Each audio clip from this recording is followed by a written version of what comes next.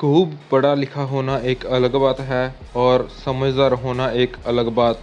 खूब पढ़े लिखे लोगों को पांचों वक्त की नमाज अदा करते और मंदिर का घंटा बजाते देखा है, लेकिन दुनिया के बारे जिनकी समझ दुरुस्त होती है वह लोग अपने लॉजिक से पूरी सृष्टि को समझते हैं। चाहे वो ज़्यादा पढ़े लिखे ना हो, फिर भी उन्हें कोई बरगला नहीं सकता। वह अंधभक्त नहीं होते, क्योंकि समझ का पढ़ाई लिखाई से कोई संबंध नहीं है, बल्कि मौजूदा शिक्षा प्रणाली तो गधों की भीड़ तैयार करती है। इसमें समझ के लिए कोई जगह ही नहीं है। हाल ही में ही एक MBBS डॉक्टर एक तांत्रिक के चक्कर में 2 करोड़ रुपये ठगा बैठी। आप इसे क्या कहेंगे? प्रिया रामास्वामी केवल छठी पास थे। दशरथ मांझी ने स्कूल का मुंह तक नहीं देखा था। आप इन्हें क्या कहेंगे? हमारी शिक्षा प्रणाली जब तक रोजगार और अक्षर ज्ञान तक सीमित रहेगी तब तक लोगों में समझ नहीं आएगी। ऐसी शिक्षा प्रणाली से ऐसे ना समझो कि भीड़ पैदा होगी, जिसे हम अपने चारों ओर आज देखते हैं। केरल आपदा आई, गरीब अशिक्षित मछुआरे बन के दुनिया के सामने आए। उन्होंने सेना के जवानों के साथ मिलकर हजारों लोगों की जान बचाई। और हमने पढ़े लिखे लोगों को देखा वो कैसे सोशल साइटों पर अपने गधे होने का प्रमाण दे रहे थे।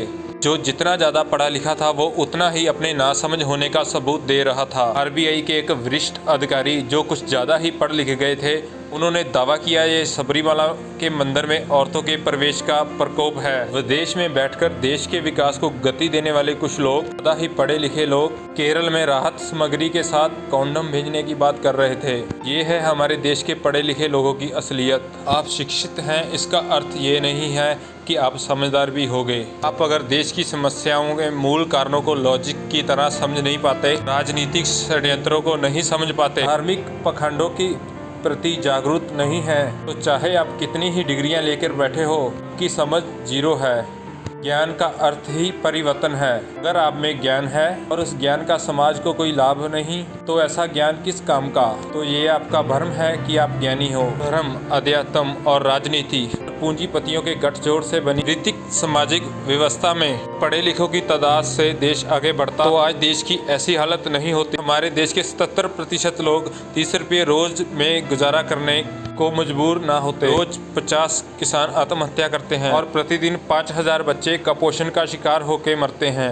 इसलिए ये तस्वीर बदलेगा कौन? अगर आप राजनीति से देश के उद्धार का ख्वाब देखते हैं तो आप कुछ ज्यादा ही पढ़ लिख गए हैं, क्योंकि ये असंभव भी नहीं है। किसी भी राजनीतिक पार्टी के मैनिफेस्टो में इसका उद्धार है ही नहीं कि सभी देश का विकास चाहते हैं, और विकास का झंझना बजाते बजाते 70 साल बीत गए हैं। हमारा देश विकसित नहीं हो पाया। इसका सबसे बड़ा कारण ये है क्योंकि लोग हमेशा भ्रम में रहते हैं कि उसका उद्धार उसका धर्म करेगा, उसका उद्धार उसका भगवान करेगा। कि धर्म लोगों को हमेशा भ्रमित रखता है। हमारे देश की सबसे बड़ी समस्या हमारी बदहाली, हमारी गरीबी नहीं है, बल्कि सबसे बड़ी समस्या तो ये है कि यहाँ पढ़े लिखे लोग समझदार नहीं हैं। आज देश में काफ़ी ज़्यादा आबादी पढ़े लिखे लोगों की है, और विडंबना देखिए, जो लोग पढ़े लिखे हैं उनमें देश की समस्याओं को हल करने की समझ ही नहीं है। जिन लोगों को समझ है उनके पास संसाधन नहीं है। किसी भी विकसित देश का इतिहास उठाकर देख लीजिए, वहाँ भी हमारे देश की तरह ही बदहाली थी, लेकिन वहाँ के पढ़े लिखे लोग समझदार थे। उन्हें अपने ज्ञान से, अपनी समझदारी से अपने देश की हर समस्याओं को समझा और उसे दूर किया। इन देशों के धार्मिक स्थलों पर मकड़ी के जाले लग चुके हैं, क्योंकि वहाँ लोग समझदार हैं। उन्हें पता है, क्योंकि उन्हें पता है धर्म का इतिहास कितना करूप रहा है। उन्हें दुनिया को सिवाय बर्बादी के और कुछ नहीं दिया। लेकिन इसके उलट हम पढ़ लिख कर भी धर्म में अपना फ्यूचर ढूंढते हैं। हमारी सबसे बड़ी मूर्खता है। भारत जैसे देश में जहां 77% आबादी को वक्त की रोटी के लिए संघर्ष करना पड़ता है, देश के 20 करोड़ से ज्यादा लोग नालों पर, फुटपाथों पर अपनी जिंदगी का गुजारा करते हैं। दूसरी ओर धार्मिक संस्थानों के पास इतना धन इकट्ठा है, इससे देश की सभी समस्याएं एक झटके में खत्म हो सकती हैं। देश को दोबारा सोने की चिड़िया बनाया जा सकता है। धार्मिक स्थान देश पर बोझ नहीं तो और क्या है। धर्म और ईश्वर के पर खड़े किए गए आडंबर से देश का क्या भला हुआ है? वह देश जहां ये धर्म की बीमारी नहीं है, वहाँ लोग हमसे ज्यादा खुशहाल हैं। क्यों बाबा और उनके दिन रात चलते सत्संग जो आध्यात्मिक के नाम पर लोगों को लूटते हैं, सब लोग देश पर बोझ नहीं तो और क्या है। ऐसे हालात में देश के कुछ पढ़े लिखे लोग जो खुद को ज्यादा पढ़े लिखा समझते हैं, वह देश में रहकर देश की समस्याओं से निपटने की बजाय देश छोड़कर भाग रहे हैं।